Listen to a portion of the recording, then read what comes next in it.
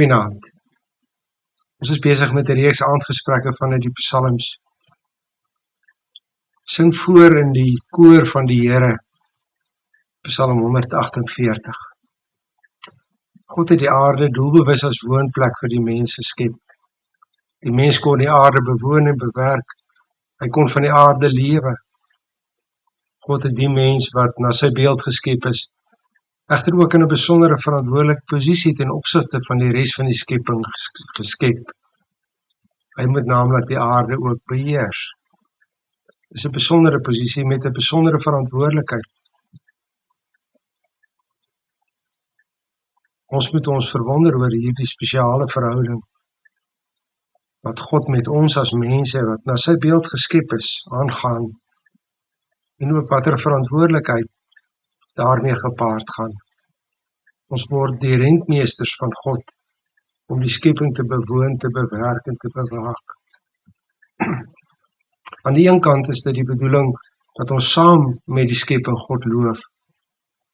Aan die ander kant word ons opgeroep om voor te sing en te sorg dat die harmonie en die sinkronisasie van hierdie koor goed verloop. Weens die sondeval word die harmonieuse verhouding egter versteur. Dit het aaklige gevolge vir die verhouding tussen God, mens en skepping. Alles word skeef getrek, die balans word versteur. Ons sondaar mense verstaan nie God se doel en plek in die skepping nie. Ons sondige mense dink net aan onsself en gebruik die natuur net ter wille van onsself. Ons verstaan min van die ineengevlegtheid van die verhouding God, skepping en mens. Soms haal ons God uit die verhouding uit. En nou word dit 'n blote tweeledige verhouding waarin of die mens of die natuur belangriker as die ander geag word.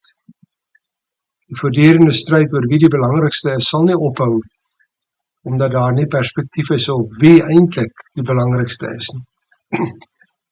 Ander kere haal ons die mens uit die verhouding uit en sien die natuur as gelyk met God. En so word die kroon van God se skepping en die beeld van God geminag en die skepping verafgod. En ander kere weer onderbeklemtoon ons die rol van die natuur in die verhouding. Dan word die natuur verwaarloos en misbruik. Die mens dink dat hy God kan dien sonder om na die God se skepping om te sien. Die gevolg is dat die skepping as woonplek verwaarloos word. Die mens naderhand nie meer daaruit kan lewe nie en God nie meer daardeur geprys kan word nie. Die herskeppingswerk van Jesus Christus en die Heilige Gees het ook wat ons verhouding met die natuur betref 'n wesenlike verandering gebring. Jesus het op hierdie aarde kom woon. Hy het die natuur van God in sy optrede op aarde gebruik. En deur sy verlossingswerk het hy die mens weer in harmonie, nie net met God nie, maar ook met die skepping gebring.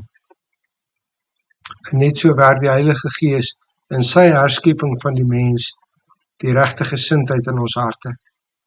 Hy laat die nuutgemaakte mens weer omgee vir God en gevolglik ook vir die skepping van God. Daar ontstaan weer by die herskape mens die begeerte dat alles tot lof van God moet sing. Die herskape mens begin weer saam sing. Hy begin selfs voorsing in die koor van lof aan die Here.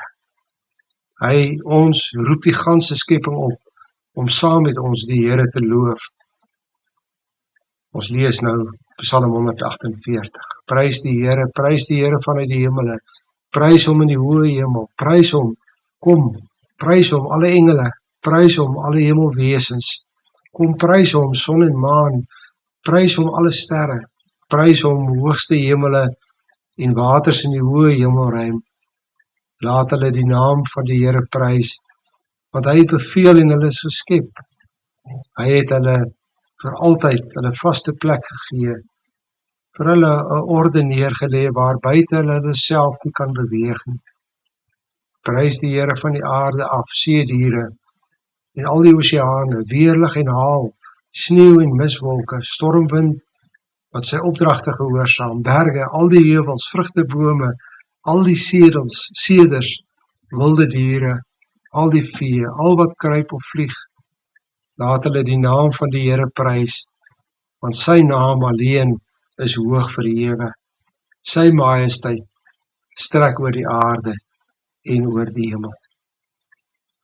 Goeienaand.